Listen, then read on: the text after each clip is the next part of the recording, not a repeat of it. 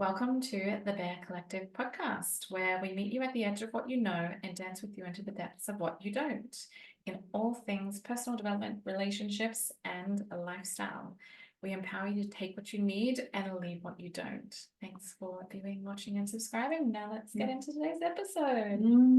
All about red flags. Red flags in dating and relationships. Yeah, I hear these words all the time. Red flag. I feel like that's gonna be like a buzzword, right? Oh no. And so I feel like, we all have them. We've all noticed them. We all are them. Yeah. And it's such a good one to look into because I think that so often they go missed as well. Yeah, and I think there's a common misconception around red flags. If we start where it's just to do with the other person, it's only the other person that has the red flags. It's nothing to do with us. And that's why I said, we want to talk to the fact that there are two types of red flags in this episode. Yeah. With one of those being like the red flag that you do notice in the other person, but then there's that red flag within yourself as well. So we're going to refer to those as internal red flags about yourself, external about the other person. And let's start with external. I think that's it's Easy. Always the easy. It's always easier to spot it within somebody else, right? But yeah, most of the time. Yeah. And again, to take it one layer deeper is that you have things that are very obvious. You have things that are so obvious. And I think if I would bring up an example of a date that I went on, yes, please, back in the day, and I was dating somebody who was very physically fit and competed in some comps. And I remember just having a casual conversation in part of that dating stage around the use of steroids, which was controversial, but linked into that kind of industry. And this person got very, very defensive and very kind of aggressive very quick and wanted to shut that conversation down. And I think sometimes, that's quite loud and quite obvious, the red flag, enough for me to raise that again in consecutive dates, in which it was responded with the exact same shutdown. But we also have the side of that where we kind of let things go, or we don't address those red flags, or we can often bypass them. Yeah, definitely. And I know it's like a theory where you're kind of in that honeymoon phase and you do have those rose-colored glasses on, and you tend to want to see the best in the other person. In fact, there's this, I can't remember the exact line in a book, but it's you date someone's potential, not their authentic self. Because it's all of the things you want to see in that person, all the things you want them to be for you. Absolutely. And I think that can be one of the reasons that we miss an actual red flag. Absolutely. And that is really, really profound. We often bypass as well because we think we're not perfect. Or we think that we can change or fix somebody. That we're going to be that miracle person for them, where they step into their new level or their growth or whatever the case may be. They step into that ideal potential that we believe that they can be. Yes. And then it doesn't happen and we're sitting there scratching our heads going, why? Because there were red flags that we were not listening to. And some of them can be loud, like an example that I gave. Or some of them can be a lot more subtle, which are often harder to pick up on. Absolutely. Can you give us a subtle one? I think for me, that's where it goes to looking at the internal red flags. Okay. It is looking at what have I stopped doing, or who have I stopped being, or what parts of me have I stopped before I met this person that are a part of who I was all up until I met that person. How have they impacted me? How have I changed? I remember, for example, very, very unconsciously and very subtly, I love books, I love reading, and I can remember last the year before last, I had so many orders on Booktopia. I was an avid reader, and then I got into a relationship last year, and the last lot of books I bought was the month that we became together, and then there were no other books bought in that entire That's duration of the so relationship. interesting. Yeah. And it was so subtle and even very unconscious to me until the relationship ended.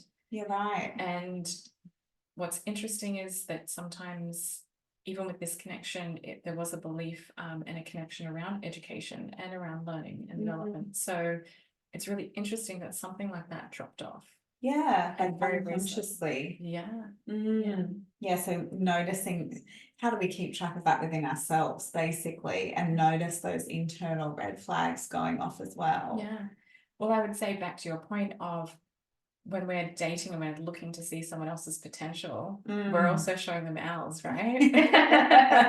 Yes. Right. And so that's where we can become unaligned, or we can miss those things, because we're also trying to show our best side. Yes. And show up, the best version of ourselves. Put your best face forward. Yes. Yeah. So have you got any red flags that were super obvious, or? Not really. I think when I was a lot younger, yes, I would, like, again, maybe slightly subtly, but you'd give up like some friendships to keep a relationship going.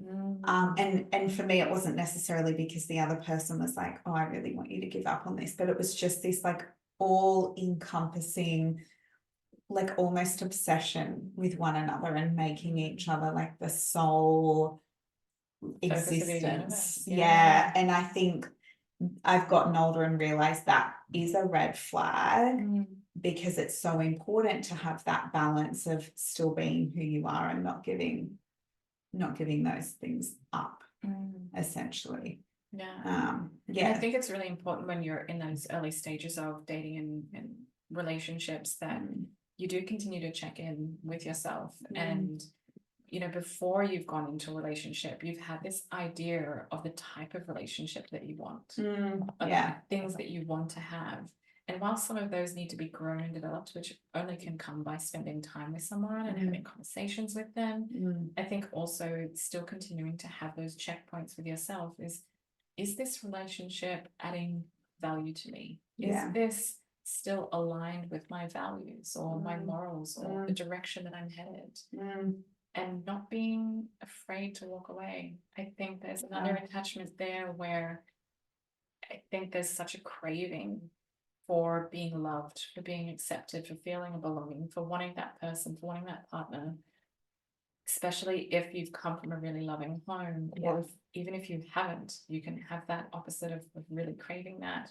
Or in your friendship circles, you're seeing a lot of relationships happen around you, and you can crave and want that you end up missing or bypassing those red flags as well. Just ignoring the craving. Definitely. So self-check-in, I would say, is the most important thing to constantly do with yourself. Even more than looking at those external red flags. And both looking at the external red flags and checking, is this still aligned with me? But you don't necessarily have to have the conversation with the person to be like, these are your red flags. These things aren't working for me. There'll be a time and a place where that might work. But if somebody is not showing the actions to match the change, to level up and make that red flag an orange flag, like a traffic light, then red flags, baby. Time to leave. Why do you think, in your experience, because I know that you've spoken to a lot of women and a lot of clients inside your business, the same as I have, with the struggle to walk away? I think so many women, and it kind of ties into what you said before, they're using a relationship like something external to fulfill needs or heal wounds momentarily, because it's only ever going to do it momentarily, that they have within themselves. And so they are looking for that validation, that feeling of worthiness, that self-love. They're actually looking for it in that other person. And then if that relationship ends, where do they get that from then? Because they've actually either forgotten or don't know how to do that for themselves. Yeah. And so it's really, that concept of external validating or, external fulfillment. Yeah, I think that's where it is so important. I don't think you need to completely know yourself to go into a relationship because you get a lot of your growth from your relationship. So much. Your partner, any relationship that you choose to go into will reflect back things inside yourself that you're uncomfortable with. Yeah. You don't want to see. You've been trying to hide and put down. They will be exposed, and it's how you deal with those when they come. Yeah, definitely. I would absolutely agree. The best healing comes from relationships. And I am truly one to vouch. Like, I don't think I was married, but I was engaged by the time I really did a lot of the work on myself. So you can do it within a committed relationship, and that's fine. No worries. And if I were to ask, inside your relationship, would you say that there have been times where red flags have come up, and how would you approach those, or how would you have conversations around them? Obviously, you're at the engaged stage. You kind of hope you would start there. They actually came up like in the early days with me and my now husband. Like there was maybe one or two like major red flags for me that I noticed in him. And we sat down and we spoke about them, and he was then really honest, and we got to have this actual deepening of our connection by addressing the red flags instead of me just calling it. Like I could have called it and just gone, you know what, no. But there was that deeper knowing there for me that this was something a lot more special. And so having those conversations really, really helped us, and those particular like red flags have not come up since. Yeah, amazing. Just being able to address them and understand why they were there for him. Yeah. And then of course I was my own red flag. And I had to really sit with, what am I giving up if I allow this to continue? And that was part of my motivation, I think, to really address it there and then. And I was in the honeymoon phase. I could have let that just slide. But I think I'd reached this level of like maturity where I really wanted this to be like that final kind of soulmate type bond. Yeah. And I think if you don't address the red flags and you don't continue to have that check-in, I think kind of consciously for a lot of your relationship, because you do go through stages and your relationship does evolve year after year. Yes. But if you don't have that, especially in those early days, and you end up falling into a pattern of excusing someone's kind of behavior or downplaying it or bypassing it, you end up creating a relationship where, as the feminine, you more become the mother versus the girlfriend. Right. And we've all done that for someone, haven't we? Absolutely. Yeah. And when you step into the mother, there's then this question of like, why don't I have a relationship like XYZ? Because you might have relationships, friends that have these really different type of relationships than the ones that you've been experiencing. You're like, why can't I have that? And sometimes you think it's only in the movies. And I mean, I'm not using movies as like a good role model because they are scripted.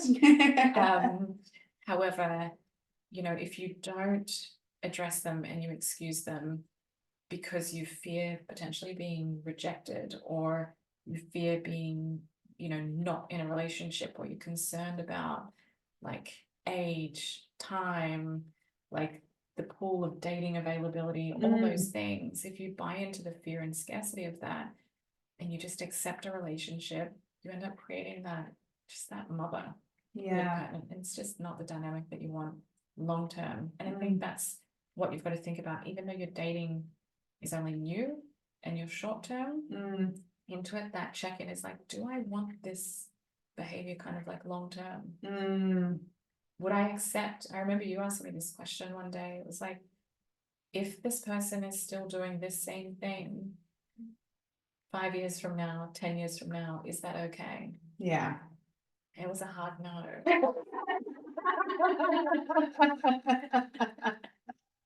And we've got to be real with ourselves Yeah. on that.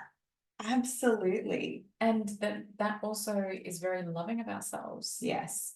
What kind of you can have the kind of relationship that you want, but are you willing to, ask yourself those tough questions? Are you willing to walk away from the things that you know that aren't right and hold the standard for something better for yourself and to believe that it's out there and hold the time? I think with women there's a big thing around a pressure around time. Yeah. Yes. And time and timelines and all things. I know myself, I've experienced that before. And if I look at the relationships that I've had, they've all not been right for a reason, and it's each time it is leveling up. Yeah. It is holding a higher standard for myself. And if that means more time needs to be given to that, then I'd rather have the long-term relationship that is going to prosper over time by this short-term time pain. Yeah. Yeah. Absolutely. Absolutely.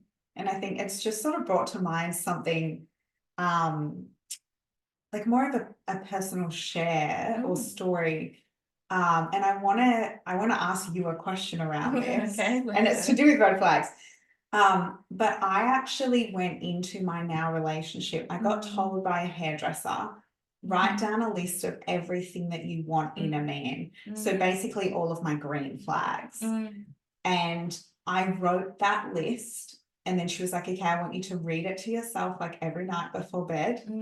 Did it for 3 nights, and then old mate shows up. My now husband. Old mate is not some random old dude I used to date. It was my husband, and that had happened to her. She'd been told that trick by another woman. Now, I'm really curious on your take on that based on the topic of red flags, because yes, he hit, I could read that list to you today. He hits all of those flags. It definitely didn't cover every aspect of him and our relationship though. But what would you say to someone like me who's gone into a relationship with this criteria of what they are looking for? I absolutely love it. I think that in the concept of red flags, you've also got to have green flags. Yeah. Right? There's 2 sides to every coin, and it's looking at both. So I also think in the world that we live in, it's manifest your partner by only looking at the green flags. Yeah. And, for some people that does work. And I would still just ask people to be consciously aware of both sides. So you definitely need to know green flags. What does a green flag look like in the other person? Not just that they tick the height, they tick the height and the hair color and whatever that was in there. Interesting. Whatever the thing is, yeah. Whatever the thing is that's on your green flag list. But also knowing what the green flags are for you. How do they make you feel? Yes. Is this person, for example, something that would be on my list is this person actually expanding me? Yes. Are they intellectually stimulating me? Right? So knowing that they're adding value, are they holding space? Are they able to hold space? Yeah. Their emotional maturity is something that is widely important. So knowing the difference between your green flags and what's working for you, and therefore also what your red flags are. So it makes it gives you a bit more of a clearer picture. Yes. To know when to walk away. Yes. And to give you that strength to kind of go, hey, this is everything that I wanted before going into a relationship. So is this working for me? Yeah. Because that can help you when you get caught up in that potential love bubble, craving, just wanting to be desired. It can actually help bring you back down and ground you. Yeah, definitely. I think it's great. Yeah. I love it. Yeah, just sprung to my mind and I was like, I really want to share this. Yeah. Yeah. I think, as I said, I think so many people do just focus on manifesting the green. Yes. But also manifesting the green externally to them. What are your green flags? Yeah. How are you showing up in the relationship? How are you now? And what are you bringing? Again, I think continuing to work on yourself and continuing to do the things that you love, whatever the hobbies are, the things that you like to be involved with, so that you know who you are and how you're showing up and how you're presenting yourself to that potential partner as well. Yeah, I think an example of this that I see a lot with women is like to both sides. Like the red flag is that you've got this partner who in whatever way is causing you to second guess and doubt yourself and your worth.